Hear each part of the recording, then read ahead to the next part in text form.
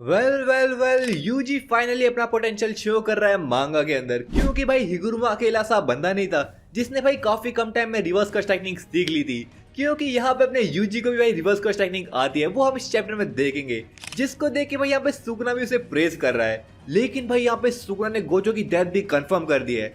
लेकिन यहाँ पे एक ऐसी चीज भी रिवील हुई जिसने भाई फैंस को ये सोचने में मजबूर कर दिया कि क्या गोजो का कमबैक हो सकता है। चैप्टर की शुरुआत में हम देखते हैं कि यूजी के हाथ में एग्जीक्यूशन ब्लेड थी और वो सुकुना को स्टैब करने वाला था, लेकिन यहाँ पे वो मिस कर गया। अरे भाई यूजी पता नहीं यहाँ पे कैसे मिस कर गया। यहाँ पे ऐसा लग रहा है कि जो स्वॉर्ड है वो भाई सुकुना की बॉडी से बाउंस ऑफ हो गई। पर भाई यहाँ पे पॉइंट ये है कि यूजी मिस कर गया है, जिसको देख के यहाँ पे यूजी खुद चौंक रह गया कि आखिर मैंने ऐसा कैसे कर दिया। क्योंकि भाई यहाँ पे यूजी ने बस मिस नहीं करा है, बल्कि उसका इकलौता चांस भी चले गया, क्योंकि जो एग्जीक्यूशनल ब्लेड थी वो एकदम गायब हो गई और यूजी के हाथ में एक टैटू की तरह इनग्रेव हो गई थी। यानी कि अब यूजी को वापस से वो स्वॉर्ड नहीं मिलेगी प्रोबेबली। यूजी यहाँ पे शौक से नहीं निकल पाया कि आखिर मैंने कैसे मिस कर दिया। लेकिन तभी यहाँ पे सुकुना आता है, उसको एक भर के मुक्का मारता है। वेल वैसे दो मुक्के कह सकते क्योंकि दो हाथ से मारा है। यहाँ पे यूजी उसे ब्लॉक तो कर लेता है, लेकिन उसका फोर्स इतना ज्यादा था कि वो दूर जाके गिरा। पर यहाँ पे सुकुना भी नहीं रुका है भाई, क्योंकि वो यूजी के ऊपर स्लैशेस की बारिश कर देता। सुकुना यहाँ पे सोचता है कि वो हिगुरुमा खुद तो मर गया, पर मेरा कामुतो के वेपन भी अपने साथ ले गया। पर फिर यहाँ पे वो ध्यान देता है कि भाई यूजी को जो उसने इंजर्ड किया था स्टमक के नीचे, वो एकदम हील हो चुका है, जिसको देख के सुकुना थोड़ा सरप्राइज था। तो सुकुना यहाँ पे फिर दूसरी तरफ देखता है, जहाँ पे वो देखता है कि किरारा और उई यहाँ पे भाई हिगुरुमा की बॉडी को लेके जा रहे थे। तो यहाँ पे सुकुना समझ जाता है कि इन दोनों में से किसी एक के पास भाई टेलीपोर्टेशन वाली कर्स टेक्निक है, जिससे वो लोगों को टेलीपोर्ट कर पा रहा है। और जो गोजो की डेड बॉडी है वो भी इन लोगों ने ऐसे गायब करी होगी। हाँ सब बोले थे ना गोजो की बॉडी कहाँ गई, तो भाई ये लोग लेके चले गए। बट वेट भाई, यहाँ पे सुकुना ने डेड बॉडी बोल के गोजो की डेथ को तो कंफर्म कर दिया है। लेकिन भाई गोजो फैंस में भी यहाँ पे होप कर सकते हैं कि अभी गोजो जिंदा है, क्योंकि भाई उई आखिर बॉडी कहाँ टेलीपोर्ट करेगा। सिंपल है भाई, शोको के पास वो भेजेगा और शोको के पास है रिवर्स कर्स टेक्निक। तो सब लोग यहाँ पे यही सोचेंगे कि गोजो को बचाना पॉसिबल है, इवन तो भाई यहाँ पे सुकुना ने उसकी डेथ को कंफर्म कर दिया है। अब देखो पर्सनली बोलो तो मुझे थोड़ा डिफिकल्ट लग रहा है, क्योंकि यहाँ पे सुकुना बिल्कुल भी इंटरेस्टेड नहीं लग रहा था कि कोई उनकी बॉडी लेके जा रहा है और मे भी उनको हील कर सकता है। तो यहाँ पे सुकुना श्योर होगा कि इनको हील करना पॉसिबल नहीं है। और अगर यहाँ पे सुकुना चाहता तो उनकी बॉडी को कंप्लीटली डिस्ट्रॉय कर सकता था,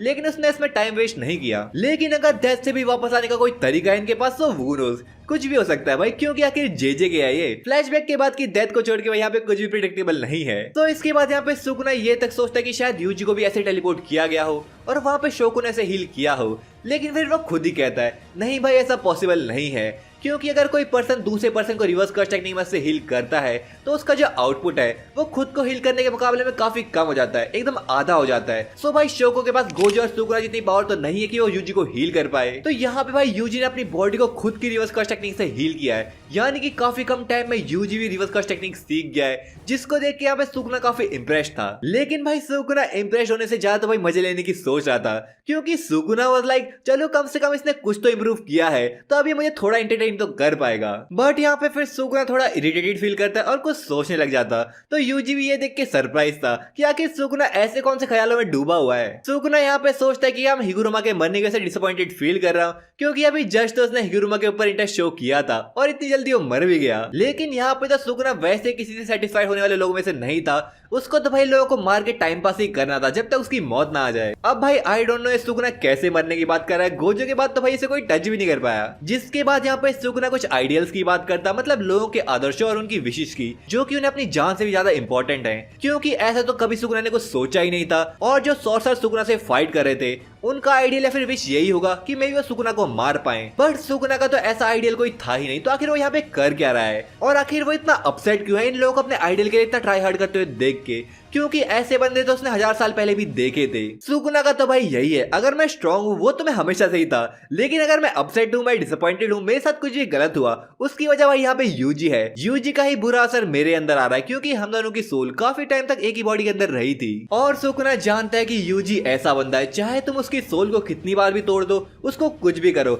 वो भाई वापस से यहाँ पे उठ खड़ा होगा। इवन दो वो सुकुना से 100 गुना वीक है, पर सुकुना कहता है कि यूजी जैसा वीकलिंग भी मेरे सामने खड़ा हो सकता अपनी स्ट्रॉन्ग विल की वजह से, क्योंकि वो अपने आइडल को पूरा करना चाहता जो कि मुझे मारना है। और यही चीज अब सुकुना को काफी ज्यादा इरिटेट कर रही थी। देखो भाई यहाँ पे सुकुना ने तो पूरा घुमा फिरा के गए, लेकिन यहाँ पे सुकुना सिंपली ये कहना चाहता कि जो लोगों के आइडियल्स हैं वो उनको फॉलो करते हैं, लेकिन सुकुना का ऐसा कोई सीन नहीं है।